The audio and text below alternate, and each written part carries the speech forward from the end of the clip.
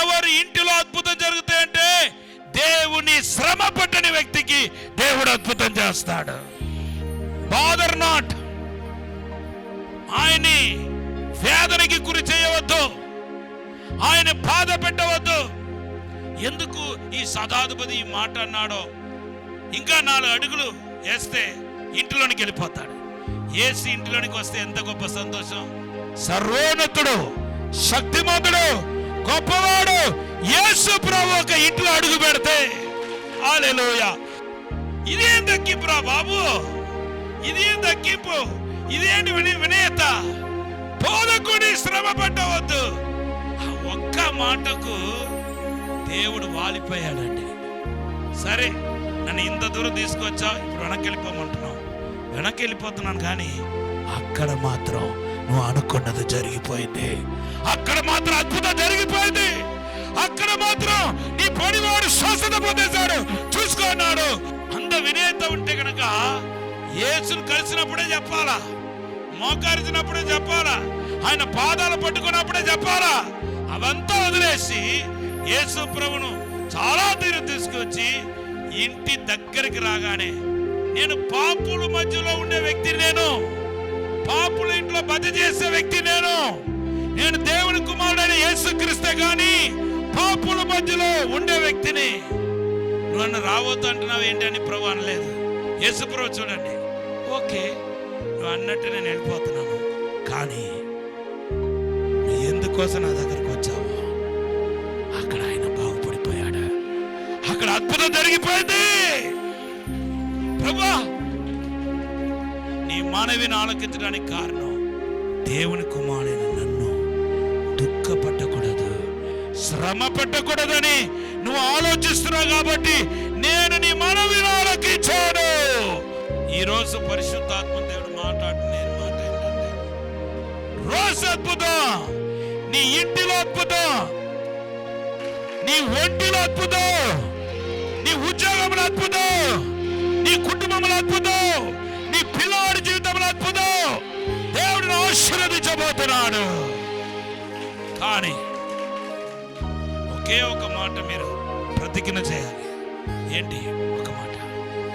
యేసును శ్రమ పెట్టకూడదు, నేను యేసును బాధ పెట్టాను, యేసును గాయపరచను, యేసును దుఃఖ పెట్టాను, పరిశుద్ధాత్మ తండ్రిని దుఃఖ పెట్టనని ఎవరైతే తీర్మానిస్తున్నారో వాళ్ళందరి జీవితంలో అసాధారణమైన కార్యం జరగబోతుంది. ఒకవేళ మీరు అడగవచ్చు, నేను సేవకుని దేవుని దుఃఖ పెట్టమా? అదేలాగా అదృశ్యమైన దేవుని నేను ఎలా దుఃఖపెట్టగలుగుతాను? అదృశ్యమైన ప్రభు నేను ఎలా దుఃఖపెట్టగలుగుతాను అని మీరు ఒకవేళ అడగవచ్చు. అప్పుడుకు మీరు ఏదైతే చేశారో అది నాకే చేశారని చెబుతున్నాడు. నీతిమంతుడు చేర్చుకున్నవాడు నన్ను చేర్చుకుంటున్నాడు. మత్తయి సువార్త 25వ అధ్యాయము 35 నుండి చదవండి. ఆకలితో అలమడించే వాళ్ళంటూ ఎవరు లేరు దాదాపు. ఎందుకంటే అందరికి కొద్దిగా గొప్ప ఉంది, కనీసం ఏమి లేకపోయినా తిండి ఉందా లేదా? అయినా కొంచెం మంది ఆకలితో ఉన్నారు. ఎవరికి వస్త్రం లేదు, అందరికి వస్త్రాలు ఉన్నాయి. కానీ 1000 మందిలో ఎవడో ఒక్కడు వస్త్రహీనుడుగా ఉన్నాడు.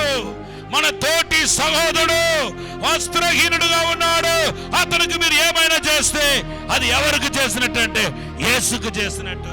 నీ తోటి సహోదరుడు ఈ ఆకలితో ఉన్నవారు, లేమిలో కలిమిలో ఉన్నవారు, సతమతమైపోతున్న వారెడలా, సమాజంలో హానహదొక్కబడిన వారెడలా ఎవరైతే కనుక్కరం కలిగిన మనసుతో ఉన్నారో వాళ్ళందరూ ఎవరంటే యేసును చేర్చుకున్నవారు అవుతారు. వారి జీవితంలో అడుగడుగున అద్భుతం జరగబోతున్నాయి, అడుగడుగున అద్భుతం జరగబోతున్నాయి. ఇది ఇండైరెక్ట్ గా యేసును చూడటం. రెండవదిగా పరోక్షంగా యేసును దుఃఖపెట్టే అనుభవం, యేసును చూసే అనుభవం, యేసును దుఃఖపెట్టే అనుభవం ఉంది.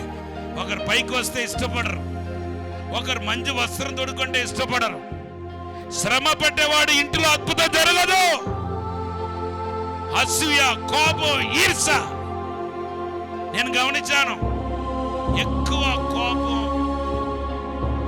అసూయ, ఈర్ష ఎవరికి ఎక్కువ ఉంటుందంటే ఆడవాళ్ళకు. అదేంటో మరి.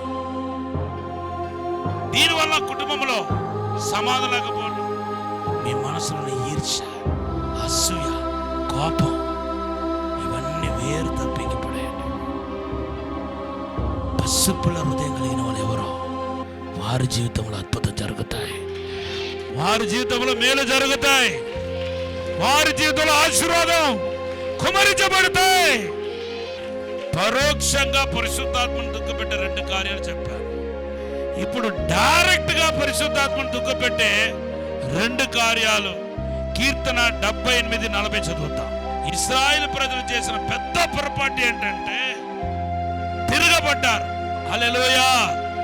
అంటే రెబిలియస్ అన్నమాట. దేవుడు ఇశ్రాయేలు ప్రజలు కూడా అలాగే చేశారు. ఇప్పుడు దేవుడు ఏమై ఉన్నాడంటే వాక్యమై ఉన్నాడు. ఆది యందు వాక్యం ఉండెను, వాక్యం దేవుని ఎత్తు ఉండెను, వాక్యమే దేవుడై ఉండెను. ఈ వాక్యానికి వ్యతిరేకంగా నువ్వు నడుచుకుంటే, వాక్యానుసారంగా జీవించకపోతే దేవుని పరిశుద్ధాత్మని దుఃఖపెట్టినవాడు అవుతావు. పరిశుద్ధాత్మ దేవుడు హెచ్చరిస్తున్నాడు.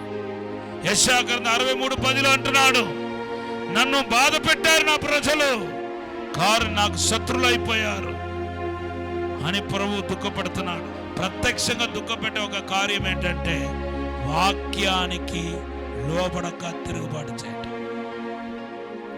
తిరుగుబాటు స్వభావం, వాక్యానికి లోబడకపోవటం పరిశుద్ధాత్మను దుఃఖపెట్టే కార్యం. 2వ చూడండి, ఆదికాండం 6:6 చదువుతాం. నువ్వు చెడుతనం చేస్తావంటే నీ శరీరాన్ని పాడు చేయటమే కాకుండా దేవుని ఆత్మని దుఃఖపెడుతున్నావు. డైరెక్ట్గా ప్రత్యక్షంగా దేవుని దుఃఖపెట్టే 2వ కార్యం ఏంటంటే చెడుతనం. దేవుని దుఃఖపెట్టే మొదటి కార్యం వాక్యానికి లోబడక తిరుగుబాటు చేయడం. 2వది ఏంటంటే చెడుతనం. ఈరోజు మంచి తీర్మానం చేయండి, చెడుతనాన్ని విడిచిపెట్టాలని. యెషయా గ్రంథం 65:3 నాకు నిత్యము కోపం కలుగ చేయుచున్నారు. వేషధారణ కలిగి ఉన్నవాడు దేవుని ప్రత్యక్షంగా దుఃఖపెట్టేవాడు. 3 విషయాలు ప్రత్యక్షంగా దేవుని దుఃఖపెట్టే కార్యాలు చెప్పారు. మొదటిగా తిరుగుబాటు, 2వది చెడుతనం, 3వది వేషధారణ. లేనిది ఉన్నట్టుగా చేయటం. పరోక్షంగా దుఃఖపెట్టే 2 కార్యాలు. మొదటిగా లేనివాడిని చూచి చూడలేనట్టు ప్రవర్తించటం, వస్త్రం లేని వాడికి సహాయం చేయకపోవటం, ఆకలితో ఉన్నవాడికి సహాయం, నీ తోటి వాడు లేనివాడికి ప్రత్యక్షంగా యేసును దుఃఖపెట్టినట్టు. 2వది ఏమన్నాను? అసూయ, కోపం, తోటి వాని మీద ఈర్ష కలిగి ప్రవర్తించటం. యేసును శ్రమించవద్దు, శ్రమ పట్టవద్దని ఆయన నోటి నుండి పలికిన మాటలు యేసును ఆకర్షించింది. యేసు పలికిన మాటలు అక్కడ ఇంటిలో అద్భుతాన్ని జరిగించింది. ఒక ఇంటిలోంట యేసు ప్రభువులా సిలువ వేస్తూ రక్తం కారుస్తూ కన్నీళ్లు కారుచిన ఒక పిక్చర్ ఉందంట, ఒక ఫోటో. ఆ పిక్చర్ చూసి వాళ్ళ ఇంట్లో ఉన్న చిన్నవాడు అడుగుతున్నాడంట, యేసయ్యా నువ్వు ఎందుకు నిత్యము ఏడుస్తున్నారు? ఎందుకు మీరు నిత్యము బాధపడుతున్నట్టుగా, రక్తం కార్చినట్టుగా ఉంది?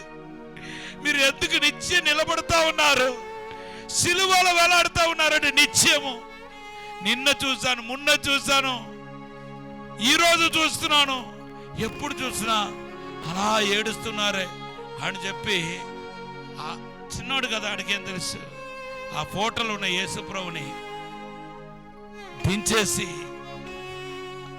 ఆ మేకులుండి తీసేసి తన మంచం మీద పడుకోబెట్టి, యేసయ్యా మీరు ఏడవకండి, మీరు బాధపడకండి, మీరు ఎందుకు ఏడుస్తున్నారు, మీరు ఎందుకు బాధపడుతున్నారని ఆ మంచాన్ని పట్టుకుని ఏడుస్తున్నాడంట. అప్పుడు వాళ్ళ అమ్మ చెప్పిందంట, వచ్చి చూసి, అరే అది ఫోటోరా, యేసు ఏడుస్తాడు. ఎప్పుడు ఏడుస్తాడు చెప్పనా? నీ తోటి వాడిని బాధ పెడితే యేసుకు దుఃఖం కలుగుతాయి. ఎందుకంటే నీ తోటివాడు తన పోలిక చొప్పున, దేవుడు తన పోలిక చొప్పున, తన రూపం చొప్పున చేశాడు. ఎప్పుడు యేసు ప్రభు ఏడు పాపుతాడు తెలుసా? నువ్వు అందరిలా ప్రేమ కలిగి ఉండాలి. అప్పుడు యేసు ప్రభు దుఃఖం ఆగితే కానీ నువ్వు ఫోటో పట్టుకుని ఏడవద్దు అంటే ఆయన ఏడవడు, ఆ ఏడుపు ఆపడని వాళ్ళ అమ్మ చెప్పిందట. యేసు ప్రభు సిలువలో ఇంకా వేలాడుతూ సంఘాల్లో, కాపర్ల మధ్యలో దేశం, కోపం, అసూయ, ఇతరుల మీద నేరమోపటం, ఒక సేవకుడు ఇంకొక సేవకుడి మీద విమర్శన వర్షం కురిపించడం, నేరాలు మోపటం. అందుకొరకు ఈరోజు అన్నిలకు మనం లోకు అయిపోయాం. మనలో ఒక యూనిటీ లేదు, ఐక్యత లేదు.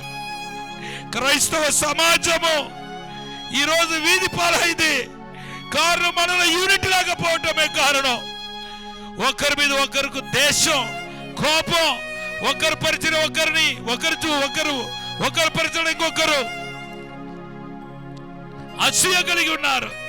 ఒకరి మీద ఒకరికి కోపం, అసూయ బయటికి ప్రైసులను అంటున్నారు కానీ లోపల మాత్రం ఆ సహోదర ప్రేమ, ఆ దైవ ప్రేమ లేదు. అందుకొరగా ఈరోజు అన్నిలకు మనం లోకం అయిపోయాము. మనల్ని ఎట్టు పడితే అటు తిడుతున్నారు, దేవుని నామాన్ని దూషిస్తున్నారు. క్రైస్తవ కుటుంబాల్లో ఈరోజు సమాధానం లేదు, భార్యాభర్తలకు సమాధానం లేదు, తోడపుట్టిన వాళ్ళ మధ్యలో సమాధానం లేదు, స్నేహితుల మధ్యలో సమాధానం లేదు, సంఘాల సమాధానం లేదు. ఈరోజు ప్రభు దగ్గర అడగండి, ప్రభువా నా కోసం నువ్వు ఏడుస్తున్నావయ్యా, అయ్యా తండ్రి మమ్మల్ని క్షమించండి ప్రభు అని అడగండి. మనస్సులో ఉన్న వైరం, కలవరం, మనసులో ఉన్న కోపం, అయ్యా క్షమించరాని తనం, ఈర్ష, అసూయ, ఇతరుల మీద నేరారోపణ చేయటం, త్వరగా ఇతరుల్ని నేరారోపణ చేయటం, వీటన్నిటిని విడుదల దయచేయండి ప్రభా. పరిశుద్ధము నమ్మకమైన పరలోక తండ్రి, మమ్మల్ని సహోదర ప్రేమతో నింపండి ప్రభా. నేను పరోక్షంగానో ప్రత్యక్షంగానో నేను దుఃఖపడకూడదయ్యా.